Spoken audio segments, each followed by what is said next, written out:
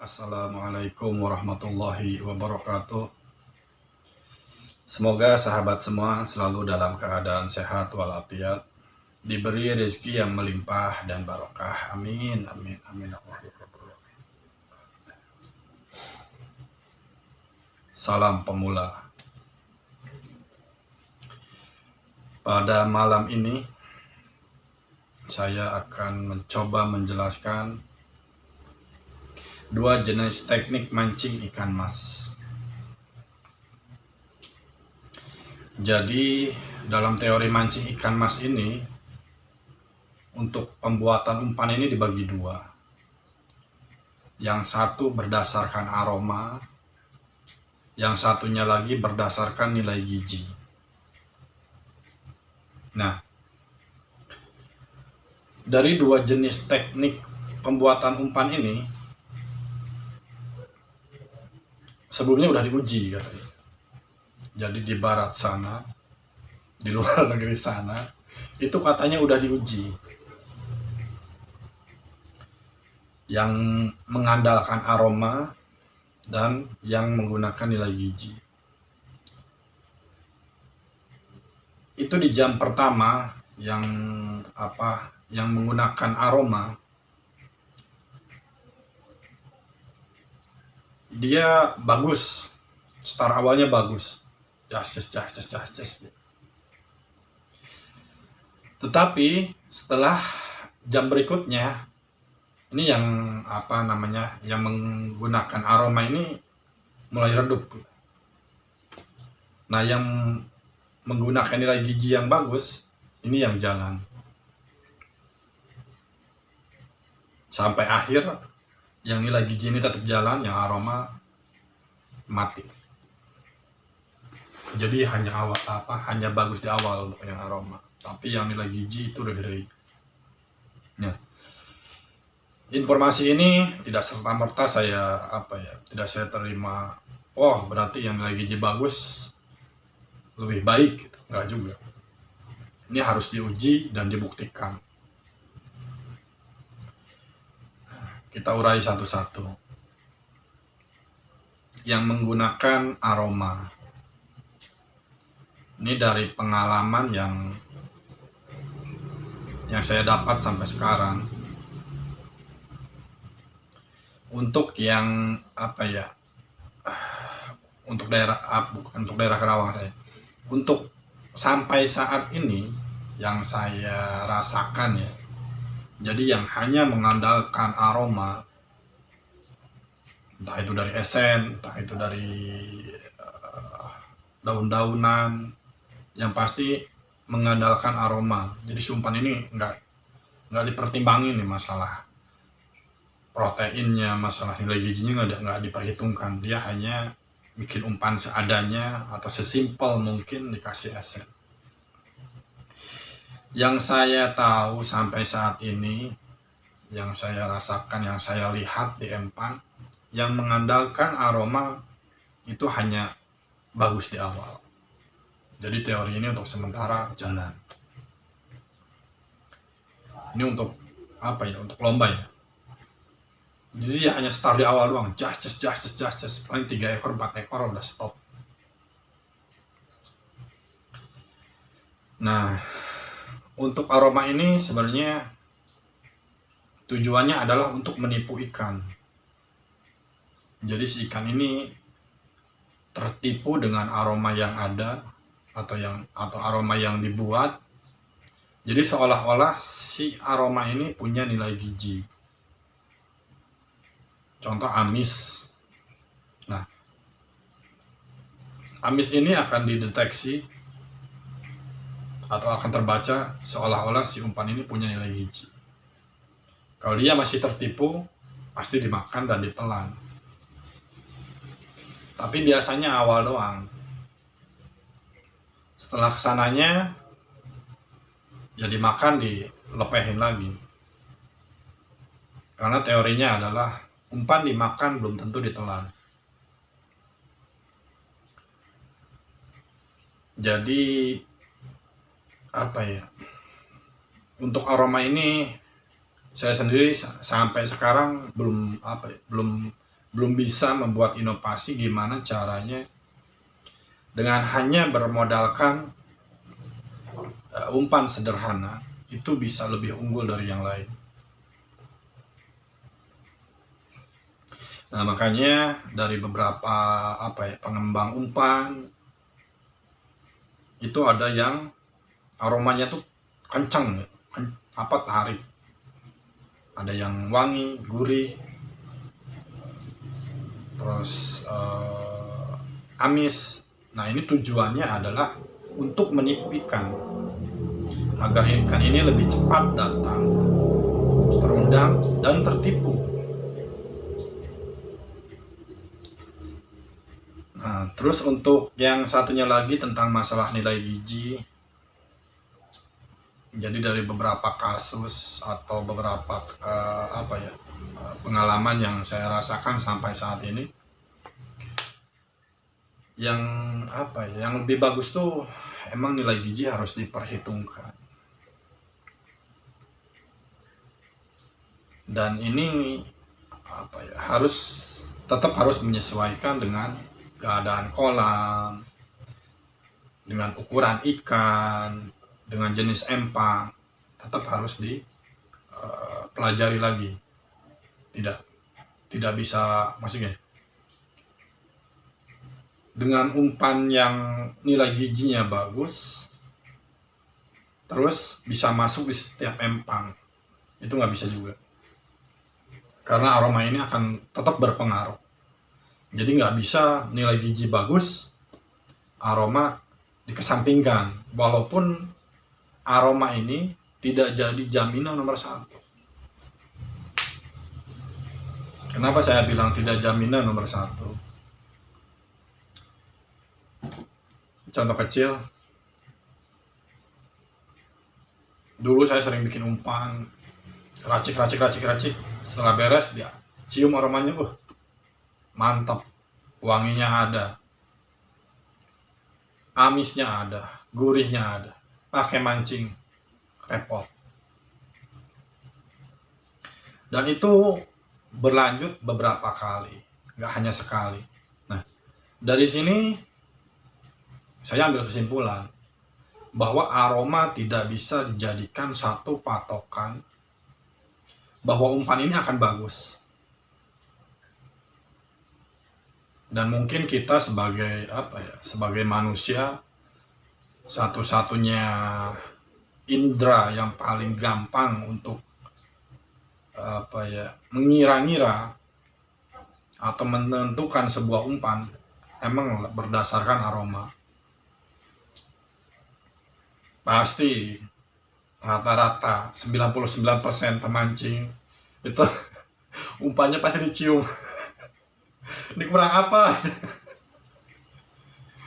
Kadang-kadang gini, udah tahu nggak dimakan masih dicium. Ini kurang. Nah, kalau kita lihat dari sini atau lihat dari pengalaman ini, ternyata aroma ini tidak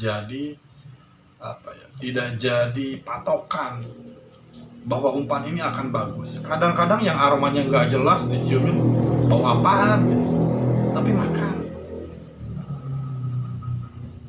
Ada juga yang aromanya tawar, mungkin cium aromanya kok nggak terlalu nyengat atau nggak terlalu keluar kayak yang tawar, tapi makan lebih bagus ketimbang aroma yang tajam. Nah, kalau kita lihat dari kalau kita ambil kesimpulan dari kasus ini, ternyata aroma tidak bisa dijadikan satu patokan bahwa umpan ini bagus. Ada faktor lain, ada penyebab lain yang menyebabkan bahwa umpan ini bagus, yaitu nilai gizi.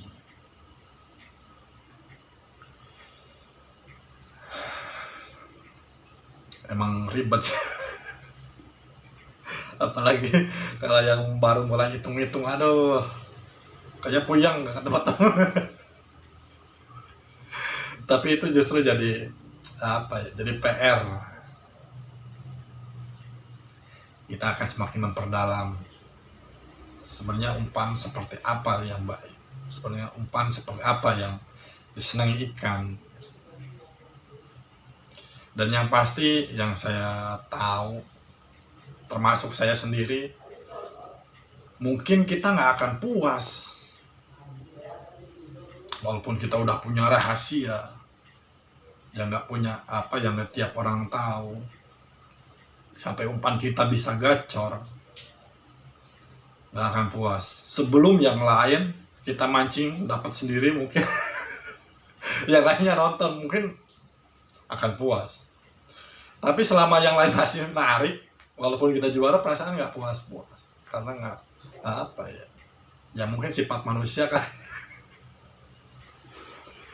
Karena sampai sekarang pun ya saya sendiri, terus senior saya pun sama, masih apa ya, masih tetap berinovasi untuk mencari atau mengolah umpan agar lebih baik lagi.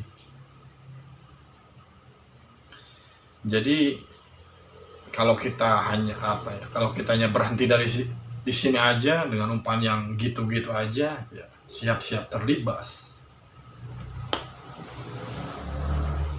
Nah, lanjut ya sahabat.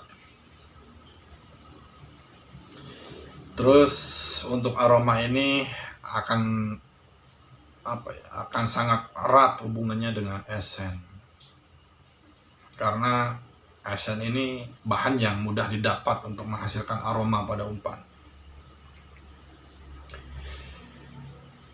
Jadi kemarin ada beberapa sahabat yang sharing tentang masalah esen. Terus apa ya, bahkan ada yang ke saya report, apa ya, ya sharing lah, ngobrol, itu sampai ada yang 2 lemari esen, 2 lemari esen semua, bahkan ada yang 1 kulkas. Karena jiwa penasaran. Nah, kita bongkar dulu nih esen, aroma ini. Tujuan esen yang saya tahu, tujuan pembuatan esen ini tujuannya adalah untuk menipu ikan, agar ikan ini tertipu, mau datang, mau kumpul, mau makan dan menelan umpan. Nah, kadang-kadang suka ada yang nanya gini, Kang, kenapa ya saya esen ini nggak jalan, esen itu nggak jalan, tapi ini jalan. Nah, yang saya tahu atau pengalaman saya sampai sekarang, kalau umpannya udah cocok, umpannya udah bagus, dikasih esen apapun dengan dosis yang tepat pasti lebih bagus. Kadang-kadang suka ada yang nanya, esen ini cocoknya pakai umpan apa? Esen ini cocoknya pakai pelet atau apa namanya, racikan atau putihan. Pada dasarnya fungsi esen ini hanya untuk mengundang ikan tertipu, datang, kumpul, makan, dan menelan umpan. Tapi yang dititik beratkan, kalau saya sendiri itu dititik beratkan itu pada umpan, bukan pada esen. Esen ini fungsinya hanya sebagai booster untuk membantu meningkatkan umpan biar lebih cepat ditemukan ikan. Nah, jadi kenapa ya sebagian sahabat ada yang beli esen sampai banyak begitu, dan bilangnya belum ketemu yang cocok. Saya selalu bilang dan katakan bahwa nomor 1 itu adanya di umpan, bukan di esen. Kenapa di umpan? Para produsen esen ini itu nggak serta-merta dia jual esen terus sampai akhirnya booming gitu. Saya yakin setiap produsen ini akan diuji dulu nih esennya, jalan nggak, bagus nggak. Nah, bagus di tempat produsen atau pembuat esen belum tentu bagus di tempat Anda. Keadaan kolam, keadaan alam, air, jenis kolam, warna air itu akan akan pengaruh. Jadi si umpannya dulu yang harus diperbaiki. Kalau umpannya udah baik, ya, maksudnya baik itu udah cocok di empang yang mau dipancing, dikasih esen apapun, itu pasti jos. Dengan dosis yang tepat dan aroma yang tepat.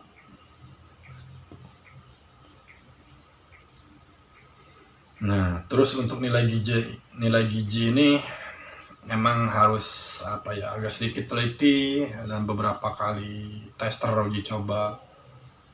Soalnya untuk mendapatkan nilai gizi ini selain nilai gizi yang diperhitungkan, itu akan diperhitungkan juga keluruhan.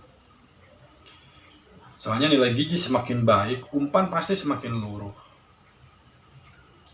Contoh kecil, mungkin sebagian sahabat yang udah nyobain WPI atau WPC, itu umpan pasti kasih 1 sendok aja, umpan pasti sangat luruh sekali.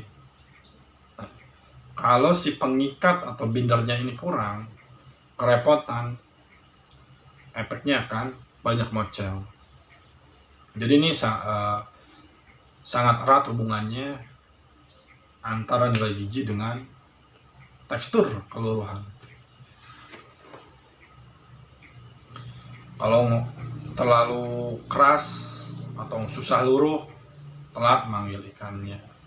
Kalau terlalu luruh, banyak mocelnya. Nah, ini harus pas, dan ini harus diuji coba atau harus tester beberapa kali, nggak bisa 1 kali 2 kali. Dan prosesnya memang seperti itu.